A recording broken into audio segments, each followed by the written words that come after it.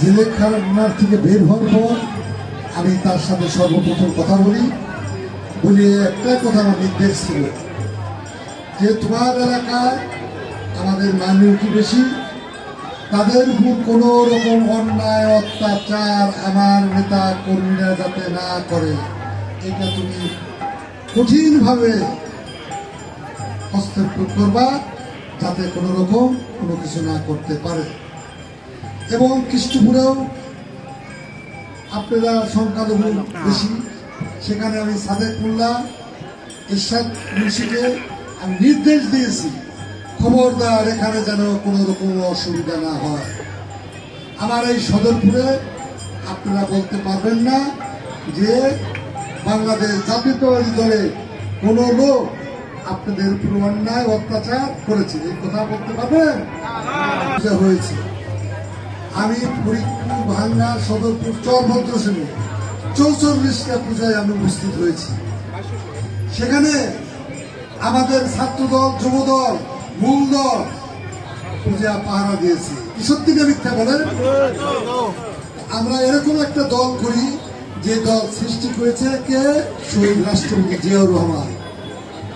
উনি এরকম একটা দল সৃষ্টি করেছে যে দলের ভিতরে এই দেশের নাগরিক যারা আছে, হিন্দু হোক, মুসলমান হোক, খ্রিস্টান হোক, বৌদ্ধ হোক, মুসলমান হোক, তার অধিকার সমান। টানা সপ্তমবারের মতো বেস্ট টিস্যু পেপার ব্র্যান্ড হিসেবে স্বীকৃতি পেয়েছে বসুন্ধরা টিস্যু। আপনাদের কেউ দোয়া বা আশীর্বাদে আমাদের গণতন্ত্রের মাতা সুস্থ হয়ে গত 7 তারিখে তার 2 পুত্রবধূ নিয়ে এই দেশে আসিছে।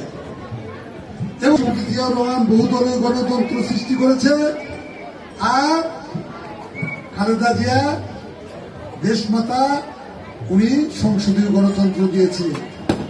আমরা এতদিন আজকে তো লোক আপনার খোলা আকাশের নিচে বসে আনন্দ উৎসব আপনারা করতেছেন, অঘোষিত আয়না ঘরের ভিতরে বন্দী ছিলেন, কোনো কথা বলার সুযোগ ছিল না। সেই কথা বলার সুযোগ আমাদের 15 বছর আন্দোলন সংগ্রাম এবং 5ই আগস্টে যে সমস্ত ভাইয়েরা শহীদ হয়েছে তাদের রুহের মাগফিরাত আমি কামনা করি। মুক্তিযুদ্ধ দিয়ে যারা দেশ স্বাধীন করেছেন তাদের রুহের মাগফিরাত আমি কামনা করছি, তাদেরকে আমি শ্রদ্ধার সহিত স্মরণ করছি। ভাইয়েরা আমার, আপনারা ওরা 71 সনে বিশেষ করে হিন্দু ভাইরা, মুসলমান ভাইরা লক্ষ লক্ষ লোক আত্মহত্যা দিয়েছে, তারপরে দেশ স্বাধীন হয়েছে। স্বাধীনতা ঘোষণা কে দিয়েছিল? শহীদ রাষ্ট্রপতি জিয়াউর রহমান সাহেব। তার স্বাধীনতার ঘোষণা শুনে আমরা এই দেশের আবার বৃদ্ধ বনিতা আমরা যুদ্ধ জাপান করেছি, 9 মাসে এই দেশ স্বাধীন করেছি। এবং শহীদ রাষ্ট্রপতি জিয়াউর রহমান যখন ক্ষমতা আসলেন, ক্ষমতা আসার পর কি করলেন? এই দেশের খাদ্যের সমস্যা যাতে না থাকে, সর্বপ্রথম কৃষকের খাদ্য সবুজ বিপ্লবের সংগ্রাম উনি করলেন। এবং সবুজ বিপ্লব সংগ্রাম করে কি করলেন? দেশে একটা জমিতে 3 বার ফসল হইত, আমরা তখন খাদ্য স্বয়ং সম্পূর্ণ ছিলাম এবং আমরা রপ্তানি করতে পেরেছি, খাদ্যের কোনো অভাব ছিল না। উনি শিল্প বিপ্লব ঘটাইছে, এই দেশে শিল্প কারখানার কারিগর হল শহীদ রাষ্ট্রপতি জিয়াউর রহমান। এই দেশে এই যে আমার মা বোনরা বসে আছে, তাদেরকে বিনা পয়সায় শিক্ষা দান কে করেছে? দেশমাতা দেশনেত্রী খালেদা জিয়া। তার ঋণের কথা আমরা শোধ দিতে পারবো না। 9 বছর স্বৈরাচারের সাথে আমলে সেই যে আন্দোলন সংগ্রাম করে তাকে পতন ঘটাইছে, আপনারা তার সাক্ষী। কারণ এই সদরপুর, এই পাশে যে 4 গজ ধরে 8 এটা ছিল এর সাথে রাজধানী। কি সত্য না মিথ্যা? প্রত্যেক শুক্রবার উনি আসতেন। এই মাটিটা কিসের মাটি ছিল? স্বৈরাচারের মাটি। এরশাদ এসে কাঠি করেছিল। সেই এরশাদের ছবি 86-এ বাংলাদেশের ইতিহাসে আমার নেতৃত্বে এরশাদের ছবি পতন ঘটায়। তখন দেওয়ান আফসার সাহেব ছিল টি অনুসার।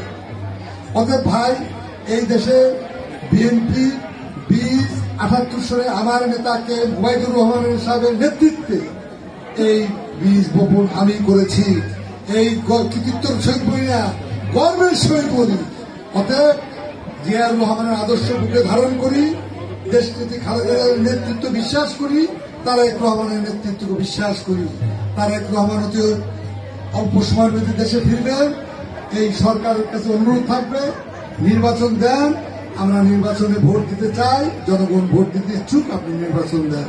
আপনাদের সর্বপ্রকার সাহায্য সহযোগিতা আমরা করব, বিগত দিনে করে আসছি, ভবিষ্যতেও করব, এই কথা দিতে পারি।